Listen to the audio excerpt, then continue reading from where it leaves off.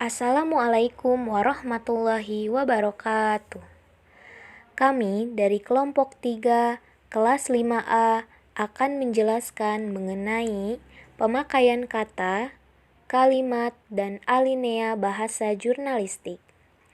Kelompok 3 beranggotakan Ahmad Midani, Ayu Aisyah, Aziza Hikmatunisa, Cicih Paramita, Dina Mutia Rahmah, Elis Riwulandari, Erika Aprilia Sembel, Indana Zulfa, Maura Felicia Vanyusat, Mega Rahayu, Muhammad Rizky Fatahillah, Nurul Hopipah, dan Rima Maulani Ibrahim. Materi pertama yaitu mengenai kata dalam bahasa jurnalistik. Pengertian kata dalam jurnalistik. Kata dalam bahasa jurnalistik dengan kata-kata yang digunakan sesuai standar PUEBI memiliki perbedaan. Jika berdasarkan PUEBI, kata-kata yang benar ialah kata baku. Sedangkan dalam bahasa jurnalistik, pemakaian kata lebih fleksibel. Baku maupun tidak baku sama-sama benar dan sah-sah saja digunakan jika sesuai dengan kode etik jurnalistik dan dapat dengan mudah dimengerti oleh masyarakat umum. Pemakaian kata dalam jurnalistik. Dalam bahasa jurnalistik, pemakaian kata harus langsung ke pokok persoalan. Straight to the point. Bermakna tunggal, tidak konotatif, tidak bertele-tele, tanpa basa-basi, ringkas dan jelas, serta mudah dimengerti orang awam.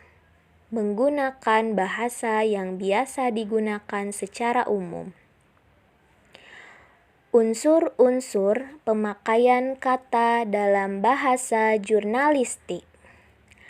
Beberapa kata Indonesia sebenarnya bisa dihemat tanpa mengorbankan tata bahasa dan jelasnya arti. Misalnya, kata agar supaya dihemat menjadi kata supaya. Kata daripada atau daripada juga sering bisa disingkat jadi dari. Misalnya, keadaan lebih baik daripada zaman sebelum perang, menjadi keadaan lebih baik sebelum perang. Ejaan yang salah kaprah justru bisa diperbaiki dengan menghemat huruf. Misalnya, kata efektif dapat diperbaiki menjadi kata efektif. Dua kata dengan arti yang sama belum tentu memiliki efek yang sama.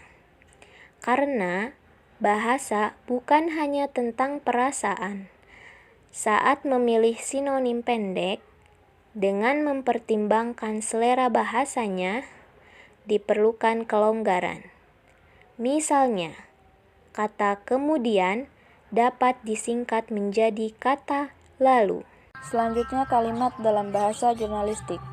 1. Pengertian kalimat. Kalimat adalah satuan bahasa berupa kata atau rangkaian kata yang dapat berdiri sendiri dan menyatakan makna yang lengkap. Dalam wujud lisan, kalimat diucapkan dengan suara naik turun dan keras lembut, disela jeda dan diakhiri dengan intonasi akhir.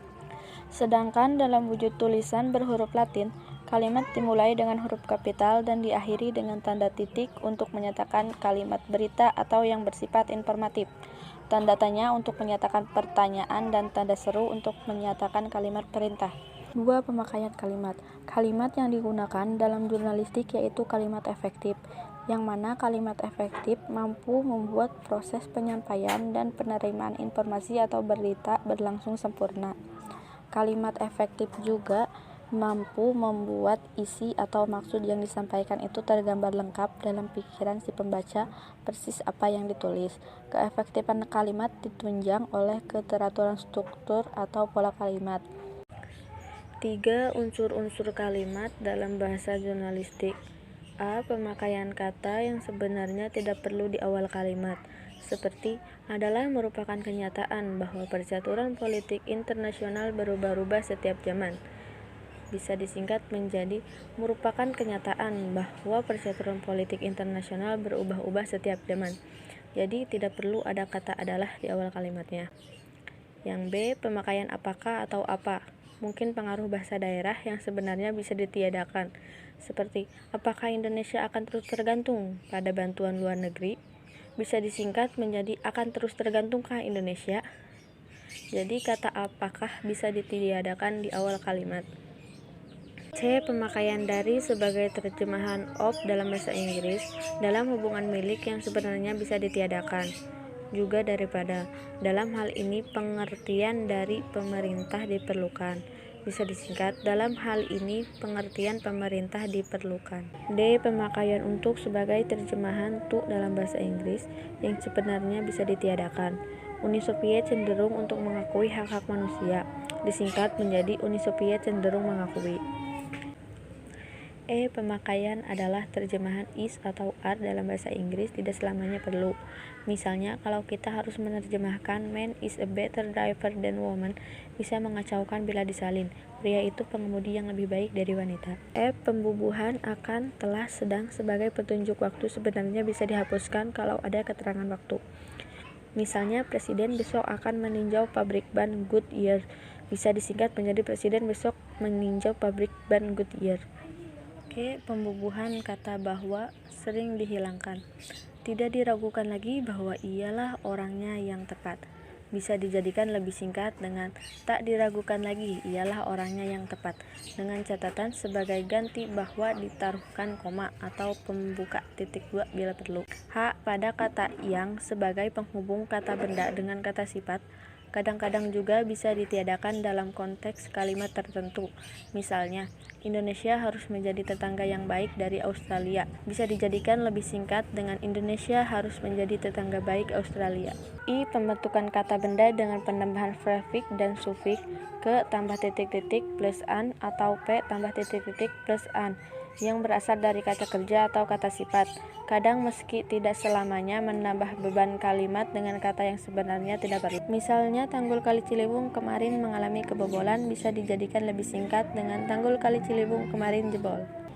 J. Penggunaan kata sebagai konteks dikutip sebagai kata yang belakangan ini sering muncul terjemahan dan pengaruh bahasa jurnalistik Inggris dan Amerika. Masih meragukan nilai bahasa jurnalistik Indonesia. Memang dalam kalimat yang memakai rangkaian kata-kata itu bahasa Inggrisnya dikutip mengatakan tersimpul sikap berhati-hati melihat berita kepastian. K. Penggunaan kata di mana kalau tak hati-hati juga bisa tak tepat dan boros. Di mana sebagai kata ganti penanya yang berfungsi sebagai kata ganti relatif yang muncul dalam bahasa Indonesia akibat pengaruh bahasa Barat. Si A. Mis dalam Tata Bahasa Indonesia J. Kauf dan Si O. Bandung 1953 halaman 290-294 menolak permintaan di mana. Ia juga menolak pemakaian pada siapa dengan siapa untuk diganti dengan susunan kalimat Indonesia yang tidak ditentukan jalan bahasa Belanda dengan mempergunakan kata tempat, kawan, atau teman. L. Penggunaan kata sambung dalam beberapa kasus. Kata yang berfungsi menyambung satu kalimat dengan kalimat lain sesudahnya juga bisa ditiadakan. Asal hubungan antara kedua kalimat itu secara implisit cukup jelas atau logis untuk menjalin kontinuitas. Selanjutnya saya akan membacakan materi alinea atau paragraf dalam bahasa jurnalistik. Pengertian alinea atau paragraf dalam bahasa jurnalistik. Diketahui, alinea sering disebut sebagai paragraf. Dalam dunia jurnalistik, hal ini memang suatu yang mendasar. Karena itu, adanya paragraf bahasa jurnalistik yang memiliki pengertian gabungan dari beberapa kalimat-kalimat yang dijadikan satu terpadu dan menghasilkan suatu paragraf atau alinea. Berikutnya, karakteristik alinea atau paragraf bahasa jurnalistik. Yang pertama, memiliki satu ide pokok bahwa paragraf yang baik memang hanya memiliki satu ide pokok atau gagasan pokok yang mencakup keseluruhan suatu kalimat. Yang kedua, dibangun oleh sejumlah kalimat bahwa terbentuknya paragraf yaitu adanya kalimat. Yang ketiga, kesatuan ekspresi pikiran. Paragraf sebagai satuan terkecil dari wacana karena terdapat satu kesatuan ekspresi pikiran yang dituangkan melalui tulisan dan perasaan perihal gagasan sentral yang ingin disampaikan oleh penulis kepada khalayak. Yang keempat, kesatuan koheren dan padat. Yang dimaksud yaitu memuat banyaknya informasi pada suatu paragraf, bahwa paragraf jurnalistik lebih mengutamakan paragraf secara singkat, jelas, dan padat. Yang kelima, logis dan sistematis. Karena paragraf yang baik dan penting memang disusun secara tertib, teratur, dan merujuk pada kaidah bersifat logika atau rasional. Selanjutnya, fungsi alinea atau paragraf bahasa jurnalistik. Yang pertama, penampung ide pokok. Suatu hal yang mendasar terdirinya suatu paragraf yang baik dan benar dalam bahasa jurnalistik. Yang kedua, memudahkan pemahaman jalan pikiran. Dalam paragraf bahasa jurnalistik dapat mengetahui jalan pikiran penulis melalui menyimak setiap kalimat yang dicantumkan dalam kesatuan paragrafnya di karya-karya jurnalistik disajikan pada media massa untuk diakses oleh pembaca. Yang ketiga,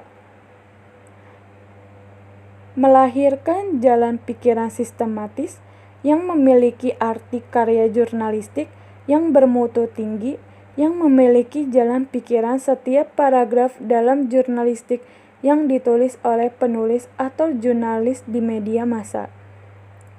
Dan yang terakhir, mengarah pembaca ikut alur penulis, yang dimana penulis atau jurnalis dapat mengarahkan, memandu, dan mengikat pembaca terhadap pikiran dan perasaannya melalui tulisan yang disajikan pada media massa untuk mengikuti jejak langkahnya dalam tulisannya.